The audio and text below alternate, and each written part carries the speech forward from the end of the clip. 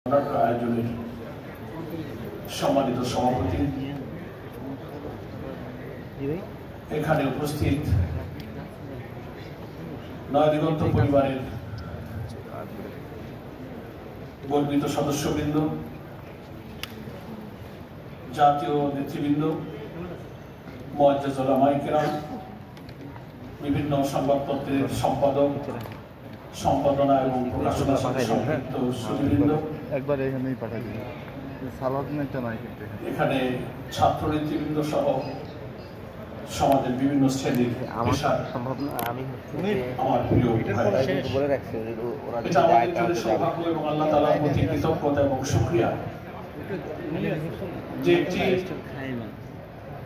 সত্যের জন্য প্রতিদিন স্লোগান নিয়ে যে গণমাধ্যমটি জাতির কাছে সত্য সংবাদ পরিবেশনে সারাক্ষণ নিরন্তর প্রচেষ্টা চালিয়ে যাচ্ছে, এমন একটি গণমাধ্যমের বর্ষপূর্তিতে আমরা একত্রিত হতে পেরেছি।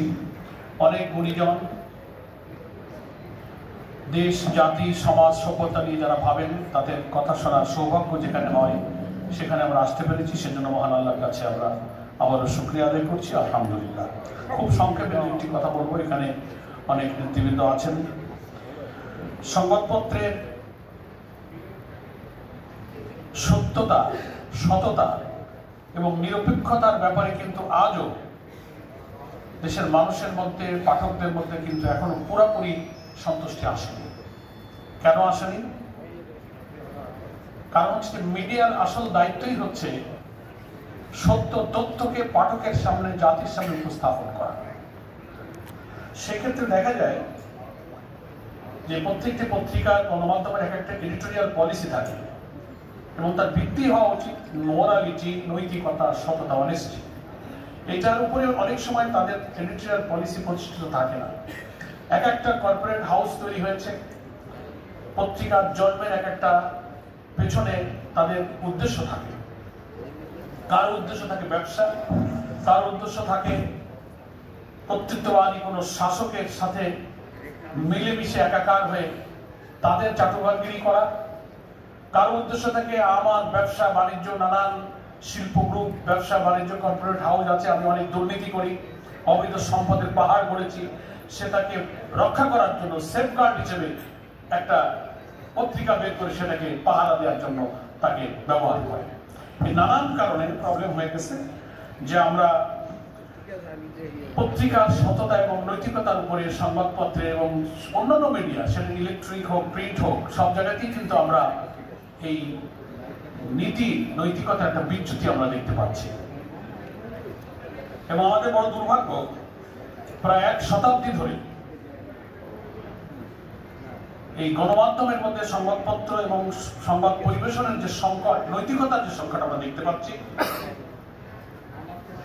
এটা শুরু হয়েছে শিক্ষা ব্যবস্থাকে যখন থেকে সেকুলারাইজ করা হয়েছে তখন থেকে জ্ঞান, বিজ্ঞান, সভ্যতা, গণমাধ্যম, সভ্যতার মধ্যে কিন্তু নীতিহীনতা, অনৈতিকতা কিন্তু প্রবেশ করেছে, যে কারণে এর প্রভাব পড়েছে সারা দেশে, রাজনীতিতে, অর্থনীতিতে, প্রত্যেকটি জায়গায় কিন্তু এর একটা নেতিবাচক প্রভাব পড়েছে।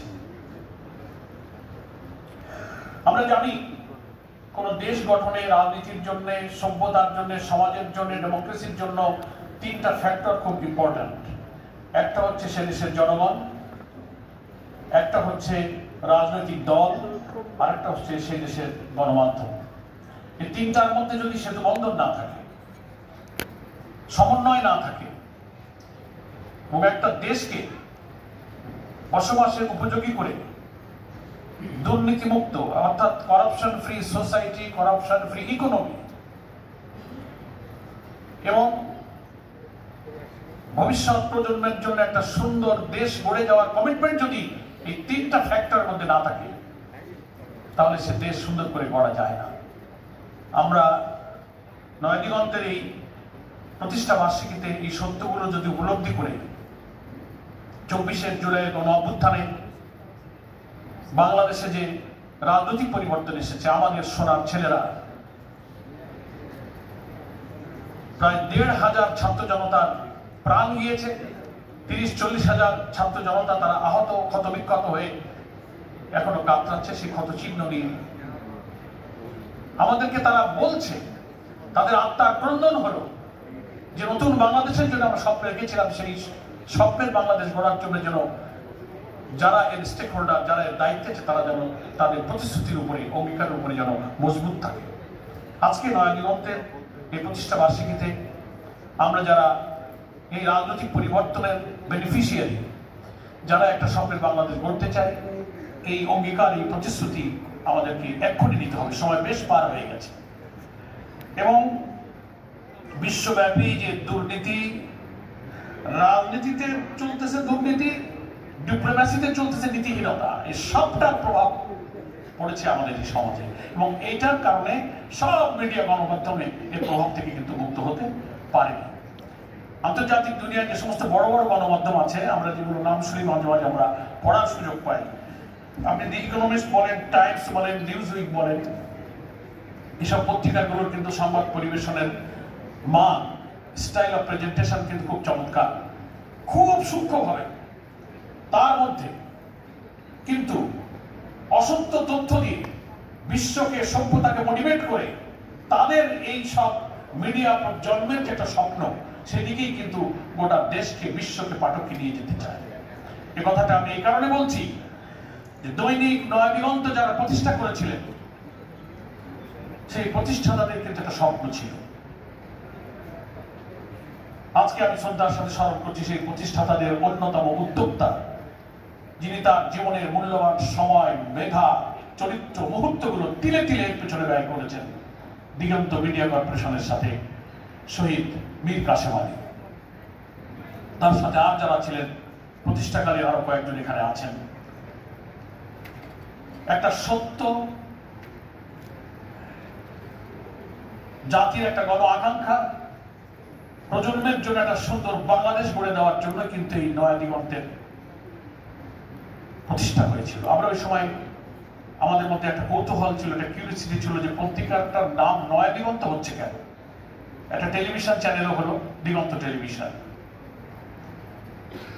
প্রতিষ্ঠাতা যারা ছিলেন তারা আমাদেরকে বলেছিলেন যে আমরা এই গণমাধ্যমের মধ্য দিয়ে আমাদের সামনে একটা নতুন দিগন্তের উন্মোচন করতে চাই।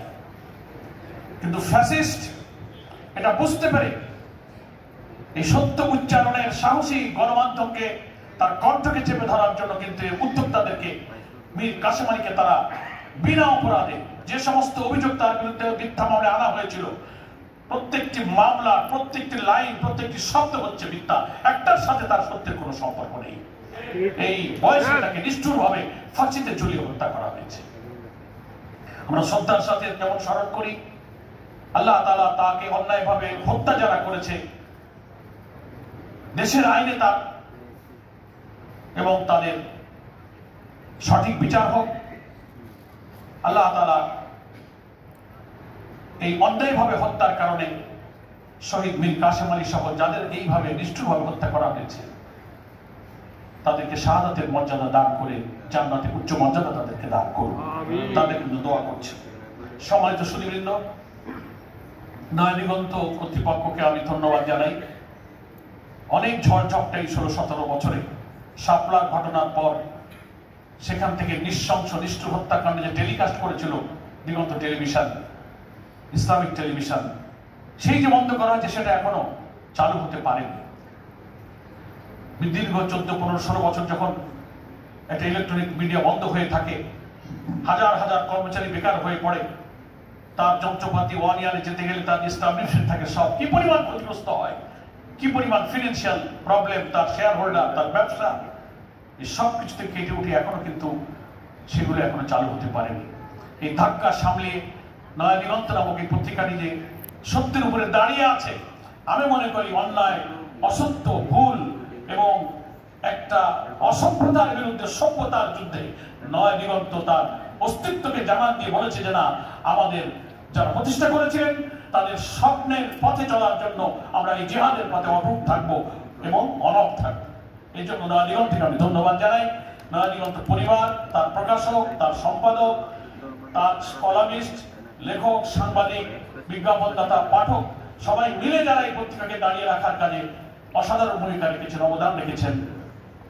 বাংলাদেশ জামাত ইসলামের পক্ষ থেকে আমি তাদের সকলকে ধন্যবাদ জানাই। আমি বক্তব্য না বাড়িয়ে কথা বলে শেষ করতে চাই যে দৈনিক নয়া দিগন্ত চলমান গণমাধ্যমের মধ্যে যে নীতিহীনতা চলছে, মিথ্যা তথ্য, মিথ্যা খবর, যা লোকেরা বলে না তাই ছাপা, বড় বক্তব্য বিকৃত করা, খণ্ডিত করা, এমনভাবে পরিবেশন করা জাতি পাঠক বিব্রত হয়, বোঝা যায় যে একটা হীন উদ্দেশ্যে সংবাদটা পরিবেশন করা হয়েছে। সংবাদপত্র জগতের এই কালো অবস্থা থেকে মুক্ত হয়ে নয়া দিগন্ত তার অপ্রতিরোধ্য সত্যের সংগ্রামে দৃঢ় হয়ে সামনে এগিয়ে চলবে এই আশাবাদ ব্যক্ত করে আমাকে আমন্ত্রণ জানানোর জন্য বাংলাদেশ জামাত ইসলামের সম্মানিত আমির ডক্টর শফিকুর রহমান, তিনি প্রবাসে এখন সফরে আছেন, তার পক্ষ থেকে আপনাদের সকলকে আন্তরিক শুভেচ্ছা জানিয়ে আমি আমার বক্তব্য এখানেই শেষ করছি। আল্লাহ হাফেজ। বাংলাদেশ জিন্দাবাদ।